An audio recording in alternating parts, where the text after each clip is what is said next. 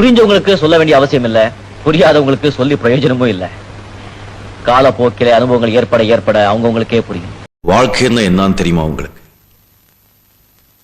பிறப்புக்கும் இறப்புக்கும் இடப்பட்ட கொஞ்சம் நேரத்தை தான் வாழ்க்கைன்னு சொல்லுவாங்க.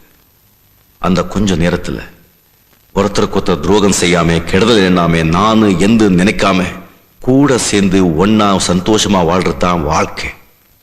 அப்படி வாழ்றவன் தான் உண்மையான மனுஷன். வாழ்றது முக்கியம் இல்லைன்னு சொல்ல, ஆனா மத்தவங்களுக்கு பயனுள்ள வாழ்க்கையா வாழ்ந்துட்டு செத்து போறேன்னு அந்த சாவுக்கே பெருமை. விதைச்சோன்னு பழம் சாப்பிடணும்னு நினைக்க முடியுமோ?